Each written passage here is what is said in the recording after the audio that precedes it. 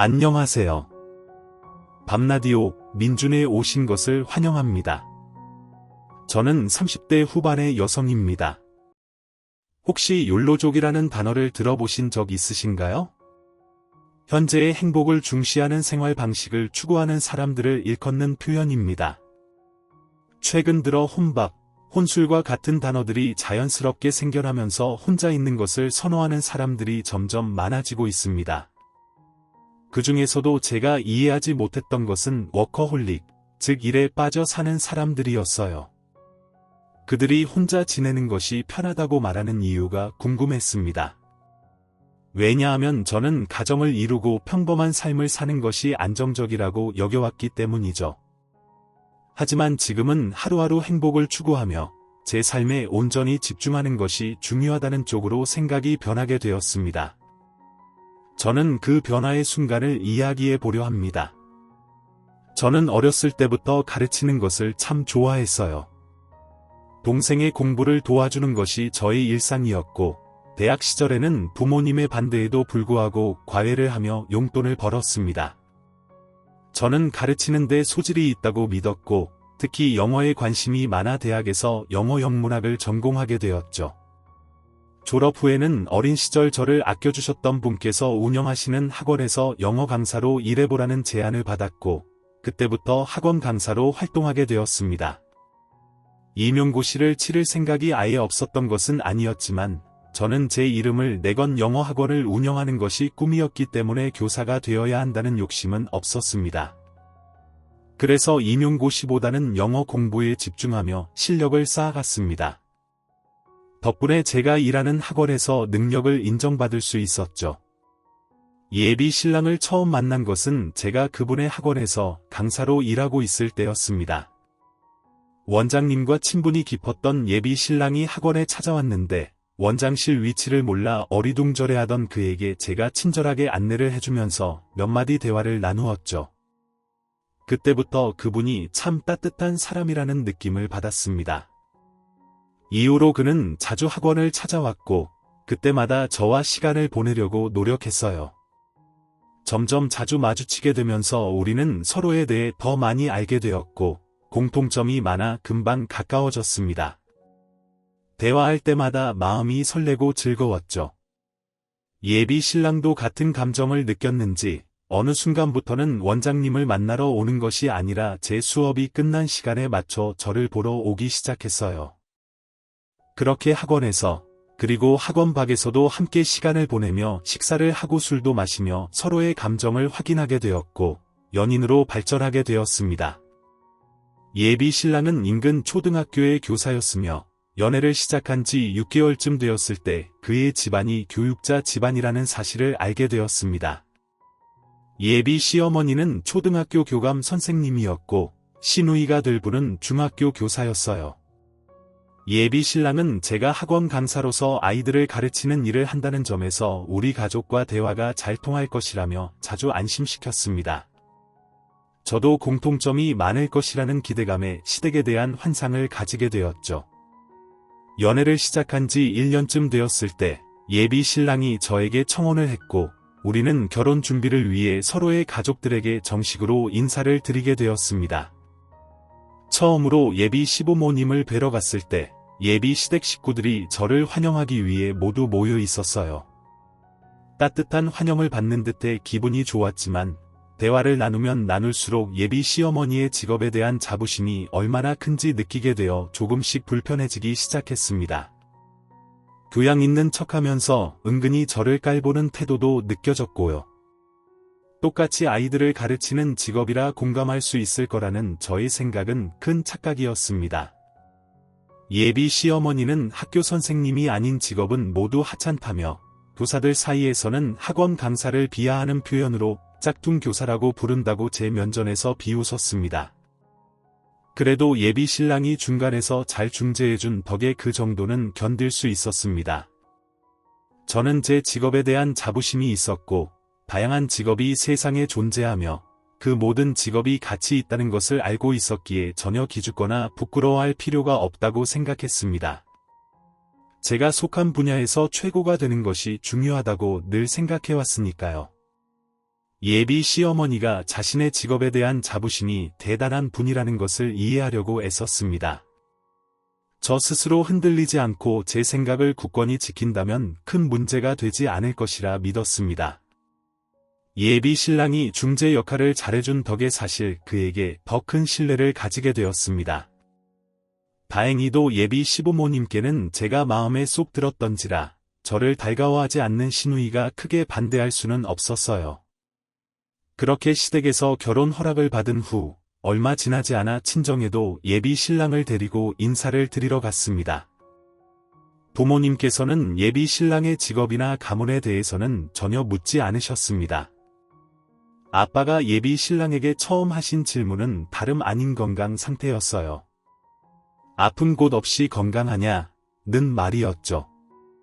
부모님께서는 예비 신랑을 귀한 손님으로 여기시며 어찌나 정성스럽게 챙겨주시던지 그런 부모님께 살갑게 다가가는 예비 신랑의 모습을 보며 이 남자와 결혼하면 부모님께 이런 행복을 선물할 수 있겠구나라는 생각에 가슴이 벅찼습니다. 시어머니에 대한 걱정은 이제 그만해야겠다고 다짐할 정도였어요. 그렇게 양가 부모님과 상의 끝에 상견례 날짜를 정하게 되었고 상견례를 앞둔 며칠 전 엄마와 예비 시어머니가 우연히 만나게 되었습니다. 그날은 예비 신랑과 제가 엄마와 셋이서 식사를 하기로 한 자리였는데 하필이면 예비 시어머니와 딱 마주치게 된 거죠. 우리 모녀와 예비 신랑이 함께 있는 모습이 불편했는지 예비 시어머니는 곧바로 툴툴대며 불편한 말을 꺼냈습니다.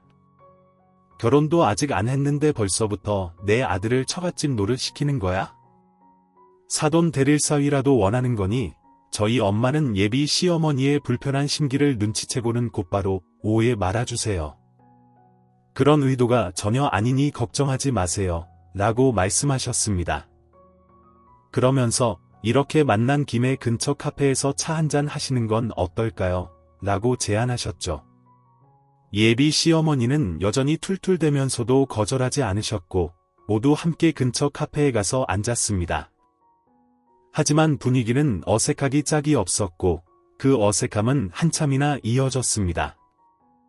그 어색함을 처음으로 깬 것은 다름 아닌 예비 시어머니였습니다. 예비 시어머니는 갑자기 엄마에게 저는 초등학교 교감인데 당신은 무슨 일을 하시나요? 라고 물었습니다. 엄마는 저는 주부이지만 동네 통장 일을 하면서 봉사활동도 하고 일주일에 한 번씩은 방범 활동도 나갑니다. 무료 급식소에서 봉사도 하며 보람된 시간을 보내고 있어요. 라고 답하셨죠.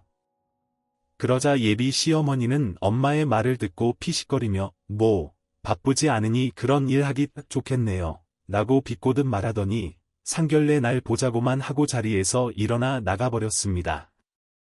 예비 시어머니의 행동에 엄마의 표정이 잠시 굳어졌지만 이내 웃음을 보이며 집에 가자 라고 하셨습니다. 그렇게 집으로 돌아갔고 저는 예비 신랑에게 예비 시어머니의 언행에 대해 엄마가 속상해하신 것 같다고 이야기했더니 예비 신랑은 미안하다고 하며 나쁜 뜻은 없었을 거라며 자신의 엄마를 두둔하기도 했습니다. 저는 마음이 불편했지만 더 이상 내색하지 않았습니다. 괜히 문제를 더 키우고 싶지 않았으니까요. 그렇게 시간이 흘러 상견례 날이 다가왔습니다. 저희 부모님께서는 중요한 날에 늦으면 실례라며 이른 아침부터 분주하게 준비하셨습니다. 우리 가족은 약속 시간보다 30분 일찍 도착해 예비 시댁 식구들을 기다리고 있었어요. 하지만 시간이 한참 지나도 그들은 모습을 보이지 않았습니다. 시간이 지날수록 무슨 일이 생긴 건지 걱정이 되기 시작했지만 한편으로는 아무런 일도 없는데 이렇게 우리 가족을 기다리게 한다면 가만두지 않겠다는 생각이 들었습니다. 그렇게 약 20분 정도 더 기다리다가 저는 예비 신랑에게 연락을 했습니다. 예비 신랑은 어제 예비 시누이가 회식 후 늦잠을 자는 바람에 준비가 늦어졌고 그래서 약속 시간에 늦었다고 하더군요. 물론 미안하다며 지금 빨리 가고 있으니 곧 도착할 거라고 했지만 이미 예비 신랑과 예비 시누이의 행동은 저에게 큰 실망을 안겨주었습니다. 특히 상견례 전날 과음으로 인해 중요한 약속을 지키지 못한 예비 시누이의 무책임함은 정말 이해하기 힘들었어요. 이건 단순히 약속을 어긴 게 아니라 양가 식구가 한 가족이 되기 위해 마련한 중요한 자리에서조차 기본적인 예의를 지키지 않은 처사였습니다. 아침부터 일찍 준비하고 긴장 속에 예비 시댁 식구들을 기다리던 부모님의 모습을 보니 미안함과 분노가 동시에 밀려왔어요. 이때부터 저는 이 결혼을 다시 생각해봐야 하나 하는 고민이 들었습니다. 인생 3세판이라고 3번 정도 기회를 주려고 했는데 이번이 바로 그 3번째였습니다. 제 심정은 말로 다 표현할 수 없을 만큼 복잡하고 혼란스러웠어요. 결혼은 단순히 두 사람의 문제가 아니라 집안과 집안의 만남이라는 말이 뼈저리게 와닿았습니다. 약속 시간이었던 12시가 지나도 그들은 오지 않았고 식당 직원이 음식을 내올지 여부를 몇 번이나 확인하기 위해 오갔습니다. 결국 시간이 흘러 12시 40분이 넘어서야 예비 시댁 식구들이 약속 장소에 나타났습니다. 예비 신랑과 예비 시부는 약속 시간에 늦은 것에 대해 진심으로 미안해하며 고개를 숙이며 들어왔지만 그 뒤에 서 있던 예비 신모는 미안하다는 말 한마디 없이 당당한 태도로 고개를 쳐들고 있더군요. 게다가 술이 아직 깨지 않았는지 테이블을 사이에 두고 마주 앉아있는데도 술 냄새가 진동을 했습니다. 그런데도 예비 시모는 뭔가 마음에 들지 않는 듯 인상을 팍팍 쓰고 앉아 있어서 저는 속으로 화가 끓어올랐지만 억지로 표정을 관리해야만 했습니다. 그때 예비 신모가 입고 나온 옷이 눈에 익어 어딘가 익숙하다는 느낌이 들었는데 그것이 또 다른 문제의 발단이 되었습니다. 예비 신모와 저희 엄마가 같은 브랜드의 같은 디자인의 원피스를 입고 있었던 겁니다. 엄마가 상견례 날 입을 옷이 마땅치 않다고 고민하시기에 제가 백화점에서 직접 골라서 사드린 신상이었는데 마침 예비 시모도 같은 옷을 선택한 모양이었습니다. 이렇게 무례한 시모의 태도에 마치 사전에 맞춘 듯한 옷까지 겹쳐서 상견례 자리는 더욱 어색한 분위기가 가득했습니다. 저희 아빠는 분위기를 풀어보려는 듯 밝은 목소리로 웃으며 엄마와 예비 신모가 같은 옷을 입은 것을 이야기하셨고 예비 신모도 아빠의 말을 받아주며 이런 우연도 다 있네요. 우리 인연이 인연인가 봐요. 처음부터 마음에 들었던 이유가 있었나 봐요. 라며 억지 웃음을 지어 보였습니다. 하지만 그 순간 예비 시모가 비웃음 가득한 얼굴로 초치는 말을 꺼냈습니다. 짜증나. 이 옷 입은 게 후회스럽고 당장 벗고 싶은데 도대체 뭐가 웃기다고 다들 웃고 있는 거지? 라는 말에 분위기는 순간 얼어붙었습니다.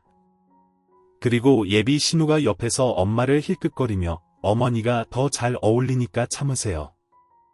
이 옷이 아무나 입어도 어울리는 건 아니잖아요. 라며 비아냥거리며 웃어대는 모습은 정말 기가 막혔습니다. 더욱 황당했던 것은 예비 신부가 그 말에 수긍하며 살짝 웃어 보이더니 우리 어머니 말이 맞아요. 사부인께서 신경을 많이 쓰셨네요. 라고 말하며 엄마를 향해 입꼬리를 실룩이는 모습이었습니다. 그 순간 엄마의 얼굴에서 웃음기가 싹 사라졌죠. 이렇게 신경전을 벌이며 아슬아슬한 분위기 속에서 상견례가 거의 끝나가고 있었는데 마침 식당 직원이 우리 두 집의 차를 좀 빼달라고 부탁을 했습니다. 주차장이 협소한 식당이어서 예비 신랑과 시부 그리고 아빠까지 자리에 있던 남자들이 차를 빼주러 급히 나갔고 그 순간 예비 시모는 본색을 드러냈습니다. 처음에는 별것 아닌 것처럼 보이는 사소한 문제를 걸고 넘어졌습니다. 같은 원피스를 입어서 하는 말이지만 이웃은 검정 구두가 아닌 화려한 색으로 포인트를 주어야 한다며 검정색 구두는 너무 나이 들어 보여 꼴도 보기 싫다며 엄마의 패션 지적을 시작으로 그 다음은 제가 임용을 보지 않는 것을 되먹이더군요. 속상하겠다며 운을 띄우는 말을 이어가더군요.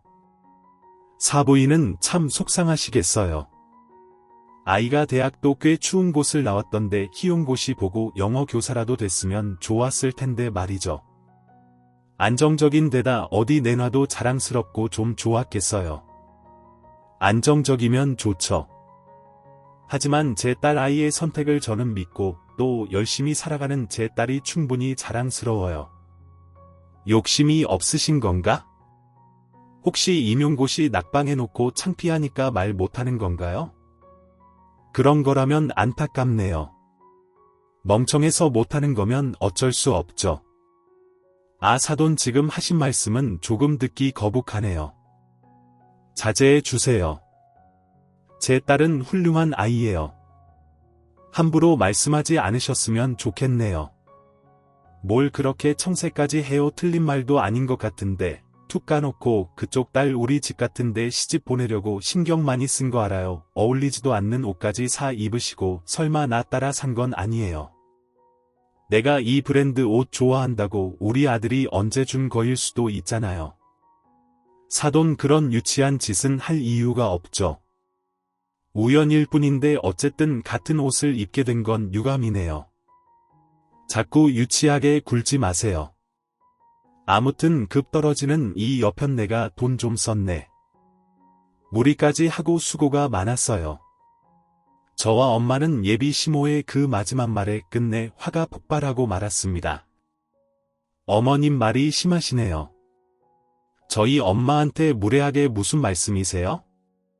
이보세요. 뭐 급 떨어지는 여편네 예의도 모르는 당신은 뭐 얼마나 급이 높아서 그따위 말을 해. 아이고 모녀가 아주 끼리끼리 아무리 낮아도 당신보다 낫겠어. 낯짝이 두꺼워도 정도가 있지.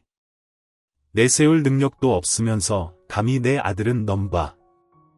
우리 집안 망신시킬 걸 알면서도 받아줄랬더니 초등학교 교감식이나 돼서 고작 그 하찮은 인성으로 학생을 몇십 년을 가르쳐도 되는 거예요. 가족 망신에 그 학교 망신까지 당신이 다 시키는 건 왜 몰라. 뭐야 이 무식한 여편네가 진짜 능력 없는 부모의 딸까지 우리가 거둬주면 고맙다고 저래도 모자랄 판에 능력이 없다니 더는 못 들어주겠네요. 이 결혼 없던 일로 하겠습니다. 상종도 하고 싶지 않네요. 정말 정신 나간 여자가 별같자는 소리 안 해. 이 결혼 무효야. 내 딸이 당신 같은 사리 분별도 못하는 덜 떨어진 시모 밑에서 마음고생하는 건 죽어도 못 봐. 나야 땡큐야. 저희 모녀는 예비 신부와 말다툼 끝에 결혼을 업기로 하고 씩씩대며 식당 밖으로 나왔어요. 예비 신부는 저희 말에 눈 하나 깜짝 안 하고 되려 더 잘됐다는 말을 하며 저희가 들으라는 식으로 큰 소리로 떵떵대며 저희를 뒤따라 식당 밖으로 나왔고요. 밖으로 나온 후에는 일절 말도 섞지 않았고 곧 주차를 다시 하고 들어오던 남자들과 마주쳤죠. 저희 여자들과는 달리 남자들은 꽤 이야기가 잘 통했는지 저희를 향해 걸어오는 내내 밝은 표정으로 이야기를 나누더라고요. 하지만 더는 참고 넘길 수 없던 저는 양가 부모님이 다 모이자마자 더 끌 것도 없이 먼저 예비 시부에게 예쁘게 봐주신 것에 대한 보답할 수 없어 죄송하다는 말로 예의를 차린 후 예비 신랑에게 이 결혼은 없던 일로 하자고 말했고, 제 말이 끝나자 예비 신랑은 갑자기 왜 그러냐며 무슨 일이 있었냐고 당황한 기색이 역력한 얼굴로 묻기에 궁금하면 네 엄마한테 물어보라고 소리쳐 버렸습니다.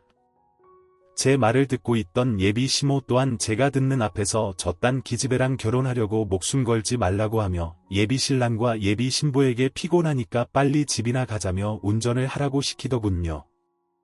그렇게 예비 신랑은 저의 파혼 선언의 정확한 이유도 알지 못한 채 제게 연락하겠다는 말을 남긴 후 가족들과 함께 차에 올라타 갈 채비를 하였어요. 저도 다 끝난 마당에 그들이 잘 가던지 말던지 신경도 쓰고 싶지 않아 빨리 그곳을 떠나고 싶었지만 이상하게도 엄마가 시댁차에 올라타는 예비 신모의 뒷모습을 뚜렷하게 바라만 보고 있는 겁니다. 화가 나는 것을 꾹꾹 참고 있던지라 마음의 여유가 없던 저는 엄마에게 빨리 가자고 다그쳤지만 엄마는 그 자리에 망부석이 된 채 가만히 시댁차를 바라만 보았어요. 그러기를 한참 예비 시댁 식구들이 그곳을 떠나고 나서야 엄마는 자신이 차를 쳐다보고 있던 이유에 대해 이야기를 해주었고 저는 믿을 수 없는 이야기를 듣게 되었어요. 실은 엄마가 상견례 전날 방범을 돌면서 예비 시댁 철을 봤다고 하더라고요.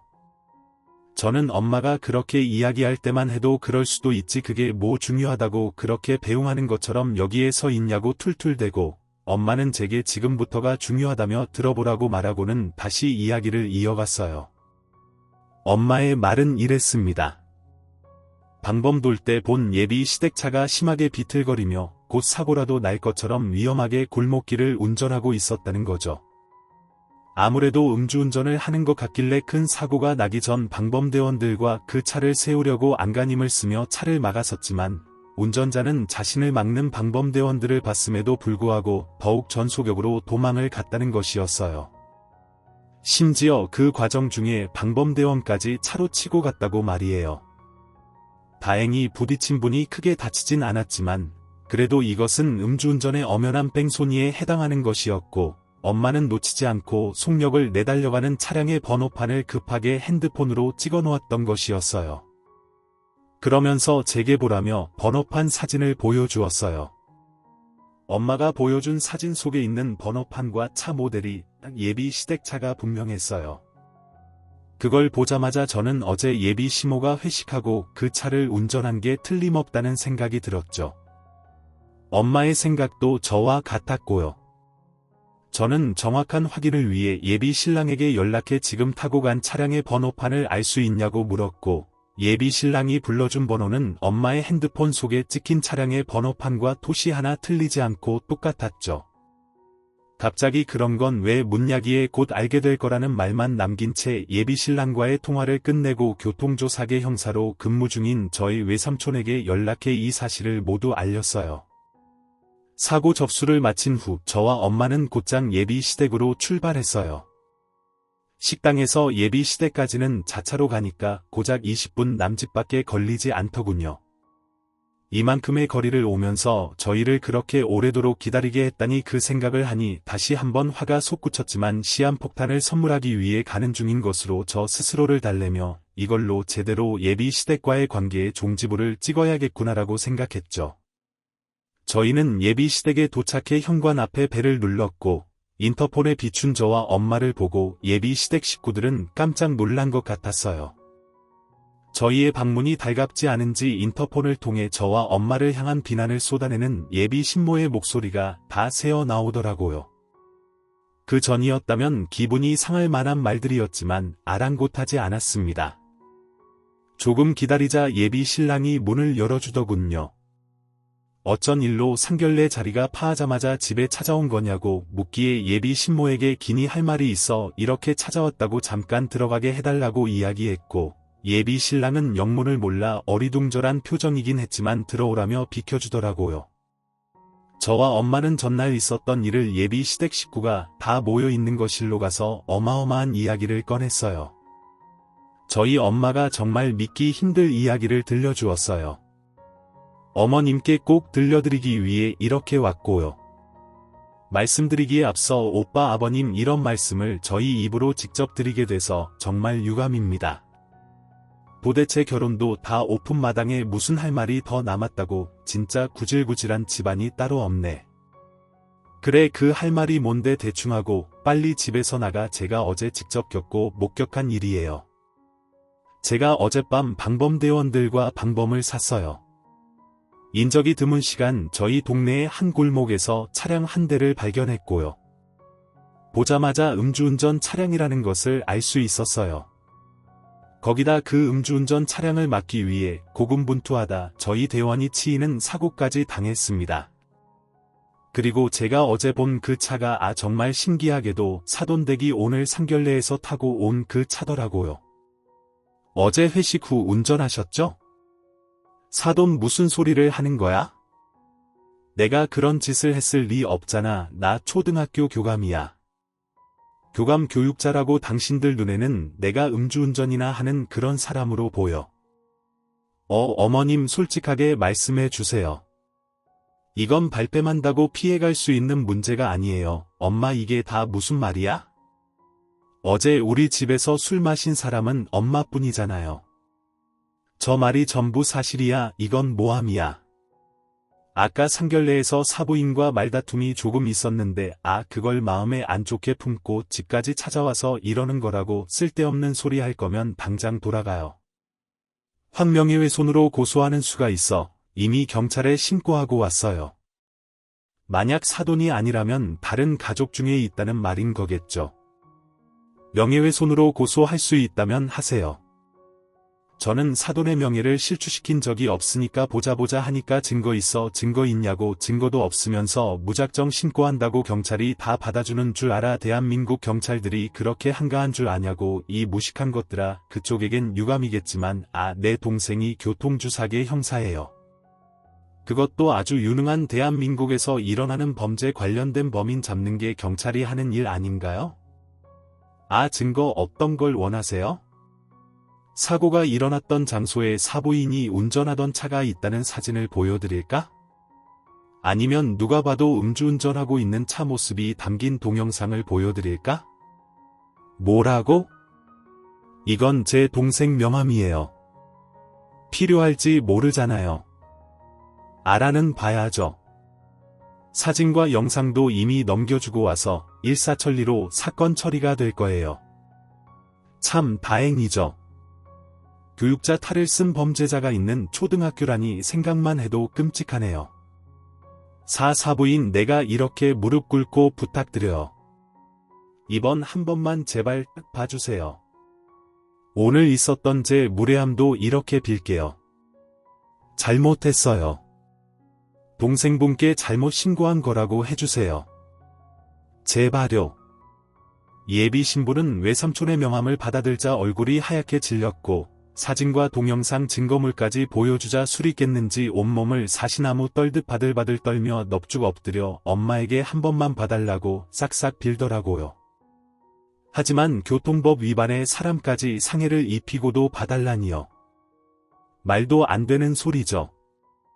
엄마의 치마자락을 붙들고 추억의 울음까지 터뜨린 채로 애원하는 예비 시모. 그리고 그런 모습을 지켜보는 예비 시댁 식구들 싸가지.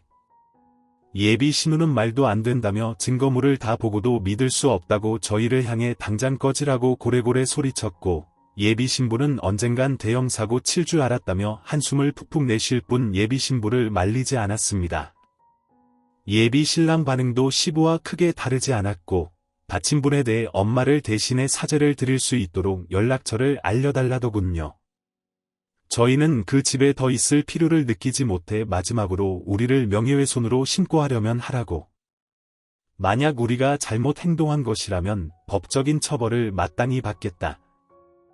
하지만 범죄를 저지른 것을 알고도 눈 감아주는 것 또한 범죄이니 우리는 그런 죄를 지을 수는 없다고 예비 신모에게 자신이 저지른 행실에 대한 책임은 꼭 지는 것이 당연하다고 만약 잘못이 없다면 법이 공정한 판단을 해주지 않겠냐며 부디 정당한 법적 처벌을 받길 바란다는 말을 남긴 채 유유 예비 시댁 식구 집을 빠져나왔어요. 그날이 있고 난 뒤 예비 신랑이 몇 차례나 제게 찾아왔어요. 다친 대원에 대한 이야기를 하는 줄로만 알았더니 사람의 말은 끝까지 들어봐야 한다잖아요. 결국 자신의 엄마가 감명을 받을 수 있도록 외삼촌에게 잘 좀 이야기해 달라더군요. 거기다 뻔뻔하게 파혼에 관한 이야기까지 꺼냈어요. 예비 신모가 했던 당돌한 말과 행동이 상처가 되지 않았으면 좋겠다고 하면서 말이죠. 예비 시부가 저희 울고움이 더욱 마음에 든다며 꼭 며느리를 삼아야겠다고 자신의 집처럼 됨댕이가 부족한 사람들에게는 꼭 필요한 존재라고 어떻게든 저와 결혼을 하라고 강요한다고 말하더군요. 그 말에 저는 예비 신랑 앞에서 시부에게 전화를 걸었고 예비 시부는 가족의 연이 닿았다면 좋겠지만 어떻게 이런 집에 와달라고 할 수 있겠냐며 그저 미안할 따름이라고 가족이 되진 못했지만 언제나 응원하겠다고 하시더군요. 예비 신랑이 시부를 핑계로 거짓말을 한 것이었어요. 저는 예비 신랑에게 우리 관계에 대한 종지부를 찍기 위해 단호하게 이야기했습니다. 자식은 부모의 거울이라는 말이 있어. 그런 부분에서 나는 엄마가 생각하는 것조차 많이 닮았지. 물론 아버님은 참 좋은 분이야. 감사한 부분도 있어. 하지만 나는 오빠네 식구와 이제 가족이 되고 싶지 않아. 자기야, 우리 엄마도 많이 반성하고 있어. 네 가족들에 대한 미움도 전혀 없어. 혹시 엄마가 널 괴롭힌다면 내가 중간에서 잘 대처할게. 우리를 미워해도 상관없어. 미움을 받을 짓 따위 애초에 한 적 없으니까 우리는 오빠네 가족들에게 예의를 갖추기 위해 노력했고 그걸 무시하고 선 넘은 건 어머님과 아가씨야. 오빠가 이렇게 구차하게 구는 것도 싫고 교육자 집안이면 뭐해? 못 배운 게 투성인데 더 긴 말하기 싫어. 앞으로 찾아오지 마. 네가 조금 더 생각이 필요한 걸 거야. 우리 집안이 원래 그렇게 보잘것없지 않아. 후회하지 말고 다시 잘 생각해봐. 후회 오빠나 나한테 매달린 걸 나중에 후회하지 말고 이제 우리 이쯤 하고 끝내. 질질 끌수록 더 안 좋은 상황만 초래할 뿐이야. 툭 까놓고 말해. 난 너도 내 가족도 싫어. 진절머리나 특히 네 엄마와 동생만 보면 소름이 끼칠 만큼 화가 치밀어 올라. 알겠니? 이제 가. 우린 이미 끝났어. 저를 끈질기게 잡던 예비 신랑도 이런 식으로 몇 차례 거절을 당하고 나니 더 이상 찾아오지 않았어요. 가끔 연락이 오긴 했지만 무시하면 그만이었죠. 그렇게 예비 시댁과 다 끝났다고 생각하고 지낸 지 3달쯤 지났을 때 우연히 길을 가다가 예비 신우와 마주쳤어요. 신우는 그런 저를 알아보고 모른 척 지나가는 책에 침을 뱉더군요. 걸음을 멈춰 예비 신우와 시선을 마주하자 자신의 집안을 엉망으로 만들어 놓고 행복하냐고 묻더군요. 저는 환하게 웃으며 행복하다고 대답해 주었습니다. 그런 제가 마음에 들지 않았는지 제 발을 빈 깡통 밟듯이 밟아대더군요. 재수가 없다며 악담을 퍼붓고 저를 스쳐 지나가길래 예비 신우를 불러 세워 이야기해 줬어요. 네 거울은 네 엄마라 배울 것이 참 많겠다고. 저 때문에 집안이 엉망진창이 된 것이 아닌 원래 내 집안이 흙탕물이었다고 말해준 뒤 다시 걸음을 옮겼고, 예비 신우는 분이 풀리지 않는지 제 등에 대고 알아듣기도 어려운 욕들을 해대더라고요. 마음을 곱게 쓰지 못하면 되돌려받게 된다는 걸 예비 신우도 모두 이번 일을 기회로 깨닫게 되면 좋겠다고 생각하여 훌훌 털어버렸어요.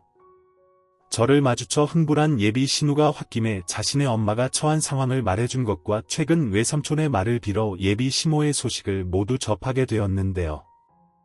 엄마와 함께 방범을 돌던 대원 중 초등학생 손주를 둔 분께서 우연히 그날 있었던 일을 며느리에게 이야기했는데, 그 부부의 아이들이 다니던 학교가 하필 예비 시모가 교감으로 있는 그 초등학교라는 사실을 알게 되어 예비 시모의 만행이 삽시간에 교내에 퍼지는 바람에 학부모들의 귀까지 들어가게 되었고, 그런 사람이 있는 학교에 자신의 아이들을 믿고 보낼 수 없다며 항의가 빗발쳤다고 해요. 아무것도 모르고 출근하던 시모는 학교 안에 제대로 발도 들이지 못한 채 많은 선생님과 학생들 앞에서 개망신은 물론 교장에게 문전박대 당해 제대로 짐도 챙기지 못하고 잘리게 되었다고요. 이미 교육청에도 예비 신부의 전과가 알려지게 되면서 잘리는 건 기정사실이었어요. 또한 음주운전 당시 뺑소니를 당한 대원이 절대 합의하지 않겠다는 의사를 강하게 밝혀 예비 신부는 법의 심판을 통해 감형은커녕 자신이 저지른 행동에 대한 모든 책임을 지고 공정한 죗값을 치르게 되었습니다. 저는 그 후 일상으로 돌아가 제 일에 더욱 집중하면서 나 스스로의 행복만을 계획하고 실현하며 지내게 되었어요. 마흔을 바라보고 있는 나이가 되니 누군가를 다시 만난다는 것이 쉬운 것도 아닐 뿐더러 예전에는 결혼이라는 것이 평범한 삶을 위해 당연히 해야 하는 것이었다면 지금은 나의 행복을 위한 선택사항이라는 것을 알게 되었어요. 제 부모님도 상견례날 그런 일을 겪고 나니 남과 남이 가족이 된다는 것에 대한 생각이 조금 바뀌신 건지 지금 결혼해서 아이를 낳아도 노산이라며 걱정하던 모습은 온데간데 없이 그저 지금 가장 하고 싶은 것을 하면서 행복한 삶을 살라고 말씀해 주시네요. 그렇게 저는 내일 모레 40의 욜로족에 입성해 마음 편히 살아가고 있습니다. 앞으로도 저와 제 가족을 위해 열심히 살아가 볼 예정입니다. 살다 보니 제 뜻대로 되지 않은 것이 너무나도 많았어요. 하지만 그렇다고 좌절할 필요는 없더라고요. 그저 인생에는 방향이라는 것이 매우 많고 저는 하나의 방향을 전환해 더 많은 것을 누리며 살아가게 될 테니까요. 제 긴 글을 들어주셔서 감사합니다. 여러분들도 새로운 인생의 터닝 포인트를 잡아 더욱 승승장구하시길 기원합니다. 지금까지 커피 앤톡이었습니다. 오늘도 끝까지 함께해 주셔서 감사하고요. 저는 다음 영상으로 또 찾아뵙겠습니다.